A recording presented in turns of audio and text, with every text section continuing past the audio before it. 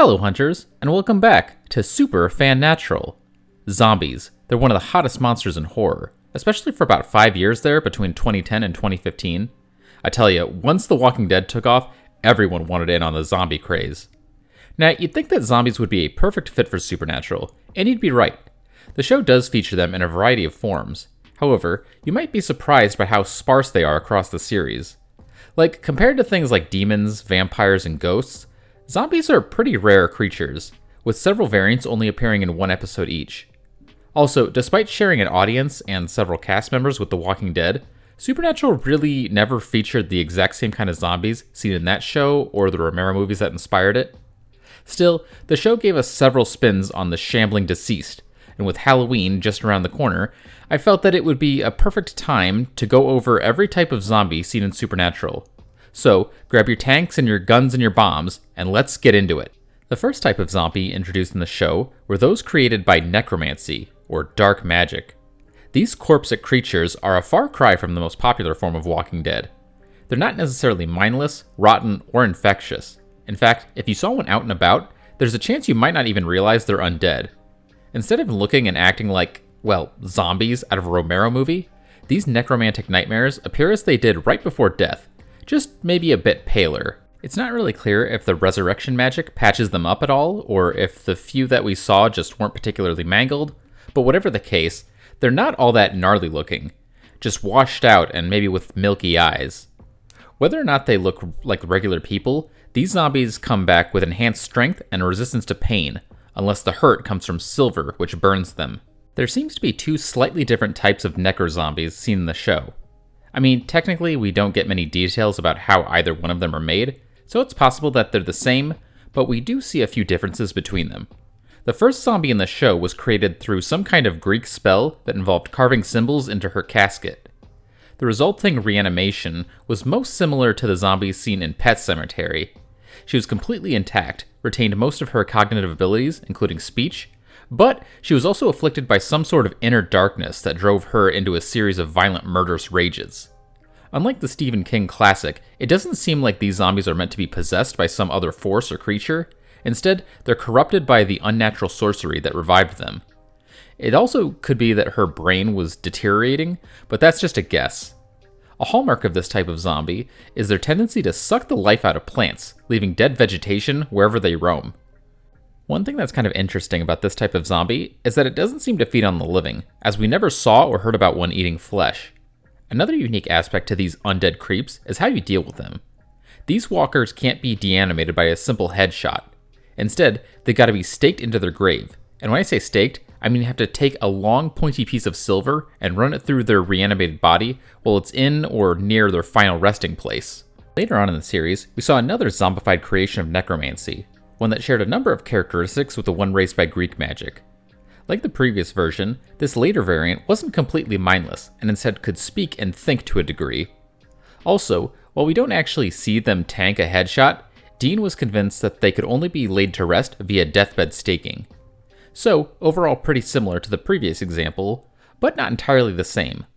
Unlike the other necro-zombies, these white-eyed walkers do have to feed on living human meat in order to maintain their bodies, though it's not clear what exactly would happen if they stopped feeding. I mean, the implication is that they'd start to rot, but it could also be that they would just deactivate or something. There's also no indication that this variant kills off plant life, but admittedly, we just don't see that much of them around plants. Ultimately, the difference between these two zombos likely come down to different spells being used, but for all we know, they could be the same creature at different points in their undeath. After all, the first one had only been up and walking for a few days, while the other had been around for years. So maybe the white eyes and flesh eating just hadn't kicked in for zombie number 1. The next type of zombie is the spookiest of them all. Not scariest, spookiest. That's because this particular horde only rises on Halloween. In the lore of Supernatural, the Celtic holiday is rooted in the antics of an ancient and powerful demon, irritatingly named Sam Hayne. Using his sinister powers, Sam Hayne has the unique ability to raise the dead in the form of both ghastly ghosts and corrupted corpses. And he can do this with just the metaphorical wave of his hand. We don't really know much about these Halloween zombies. They only appear in a few scenes of one episode, and most of the fight against them happens off-screen. All we really see from them is that they immediately start attacking people as soon as they rise up, and Dean is able to neutralize them with stakes. Honestly, they could very well just be another variant of the zombies we just talked about. I mean, yeah, Sam Hain raises them with demon powers, but he is heavily associated with witches, so maybe he's just mastered the necromancy spell to the point that he can instacast it. We don't hear any of them speak, but again, they've got a total screen time of like 10 seconds tops. Thus far, all of the zombies that we've covered have been quite different from the mindless eating machines seen in most zombie media. As I said earlier, the show never really went full Romero, but this next version got pretty close. During the literal apocalypse, the Horseman Death used his vast cosmic powers to reanimate a bunch of deceased residents of Sioux Falls, South Dakota, plunging the town into a zombie apocalypse. Well, actually, things started out pretty good. For a few days, the recently revived acted completely normal. Their bodies were restored, they retained their minds, memories, and personalities, and while one of them did score a revenge kill against the guy who did them in, most just went back to their lives and loved ones and tried to make up for lost time. Unfortunately, this didn't last. Over time, these apocalypse zombies started to lose their minds, and eventually, every single person who'd been resurrected devolved into a savage, mindless monster who hungered for human flesh. In this state, they became Zack Snyder-esque fast zombies who could run down and devour any meat that they caught sight of, and the only way to put them down was with a good old-fashioned headshot. Yet, thankfully, these runners didn't need to be staked to their graves, although I do wonder if that would work on them. Once they'd gone feral, these zombies couldn't be snapped back to sanity, at least not by the living. Death could control them, as he sent a swarm of the fiends to attack Bobby. So yeah, this is about as close to Night of the Living Dead zombies as the show ever got, though it's worth noting that there's no evidence that these zombies carried any kind of undead infection that can convert the living. I also want it to be known that Death didn't want to do this. He was being controlled by Lucifer at the time, and when he's not enslaved, the dude is actually pretty chill. For our last definitive case of zombie, we've got a one-off walker that sort of combines aspects of necromantic and apocalyptic zombies. In Season 13, we saw a pair of witch sisters who had used magic to reanimate their dead mom. Due to their inexperience with necromancy, the pair botched the spell, and as a result, their mum came back as a violent, feral zombie who was also immune to magic for some reason. Pretty scary, but luckily, she could still be deanimated by a simple slug to the gray matter, which, thank God. We never see any other magic-resistant zombies like this again, although, now that I think about it, we really don't know if any of the walkers we've talked about so far could be bewitched post-mortem. Alright, so that covers all of the undead monstrosities that 100% qualify as zombies, but we're not quite done yet. There are a few more creatures we've got to cover because they could be considered zombies depending on where you personally draw the line on whether or not something has to be dead to qualify for the Z. See, throughout the series, there are several instances of living humans being turned into rabid, violent, nearly mindless beasts, essentially becoming what is sometimes referred to as a rage zombie.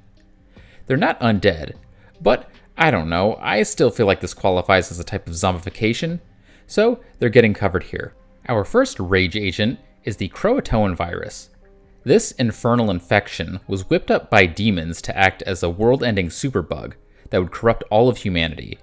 The beta version of this contagion acted very similar to the Trixie virus seen in the movie The Crazies. Infected folks would gradually become more unhinged and psychotic.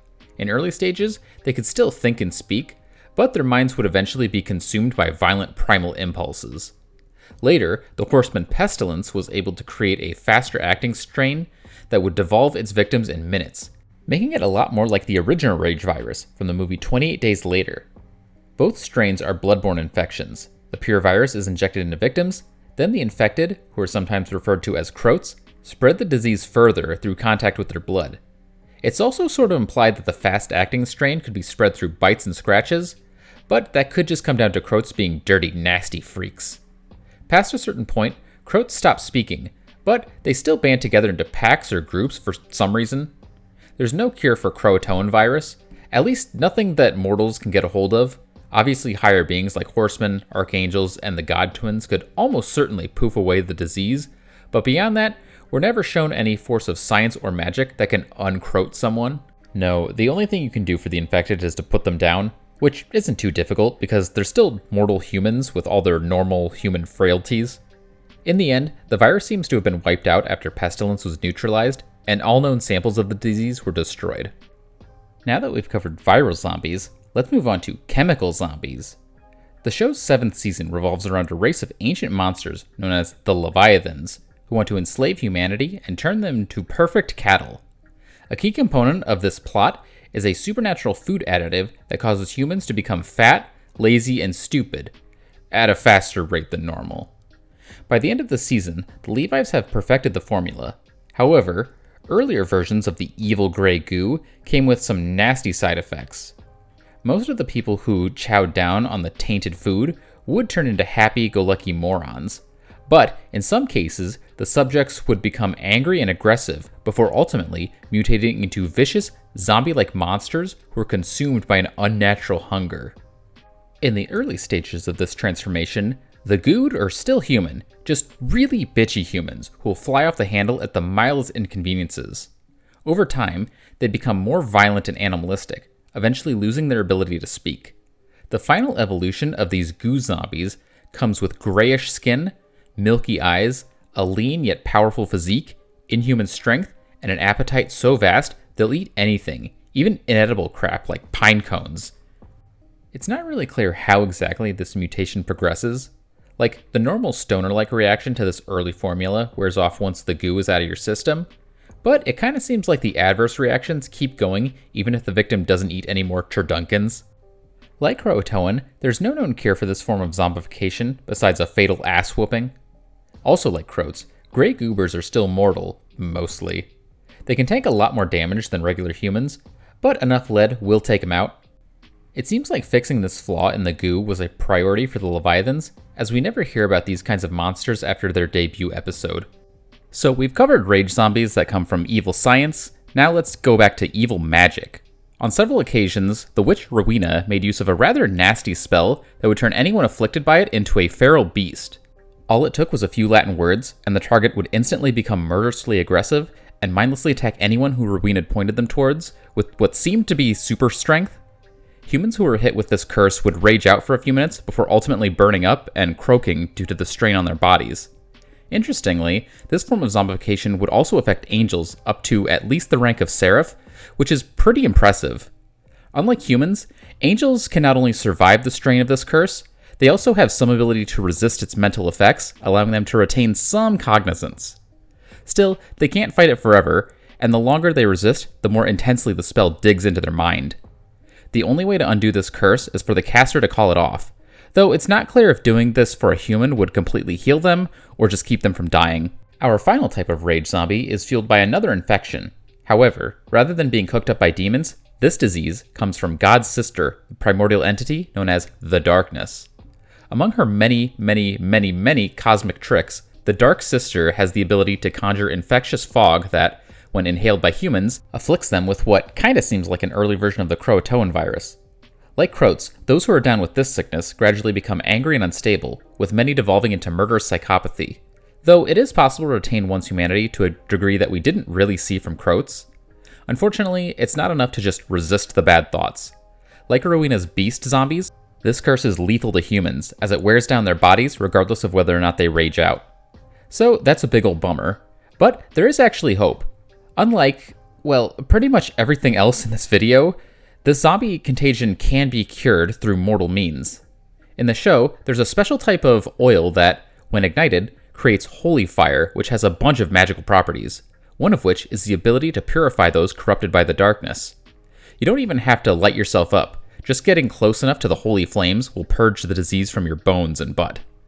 The initial wave of darkness is carried by a dark fog, but once it's inside someone, they can also spread it through their blood. One interesting detail about this condition is that the infected can sense other infected. They can see inside you the sickness is rising, and they won't try to deny what they feel. Also, they won't attack their own kind, which is nice. Honestly, these are probably the least zombie-like zombies in the list, but I felt like they should be included. Okay, so before I move on to the last type of zombie, I gotta go on a little tangent, a little rant. When doing research for this video, I was a bit weirded out by how often the city of Cedar Rapids, Iowa came up.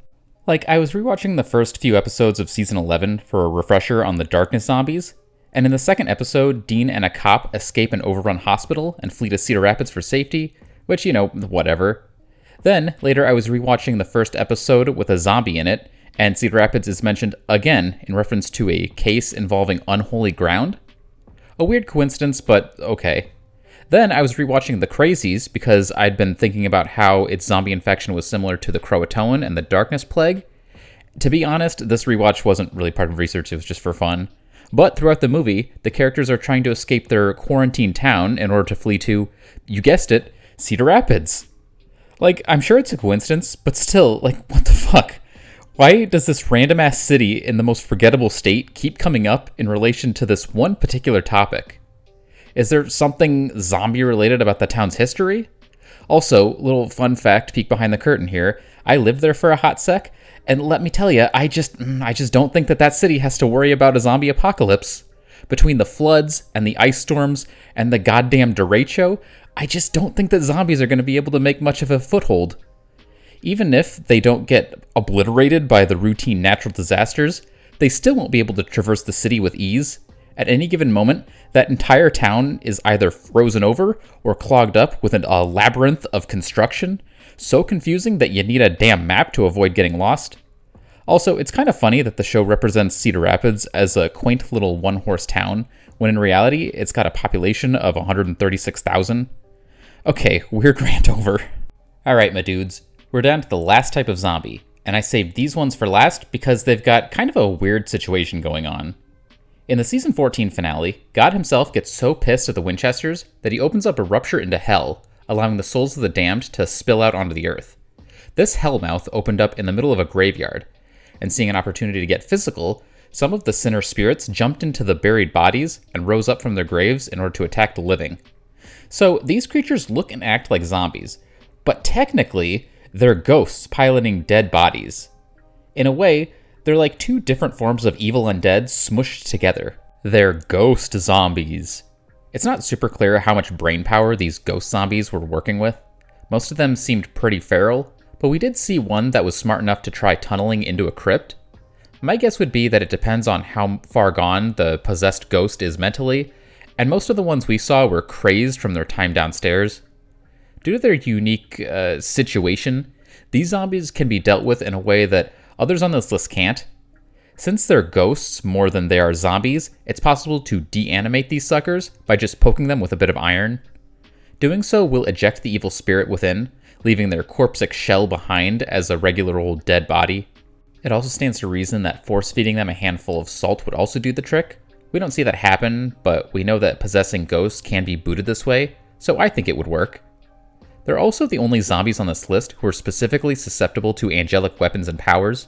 When Cass poked one with an angel blade, the ghost also got pushed out of its rotting meat suit, which is kind of weird. Don't think we ever saw angel blades used like this before, but then again, I don't know if we ever saw them not work like that. He also smites one, which also appears to jettison the ghost, and that's definitely something that we've never seen from smiting. If none of that is an option, then you can just wail on them with a big rock, as it would seem that if their zomb body gets too many owies, the ghost inside will ghost its vessel. Ghost zombies are pretty metal, but personally, I would have taken it a step further and would have some of them jump into corpses of dead vampires, giving us a triple dose of undead with ghost zompires. But what do you guys think?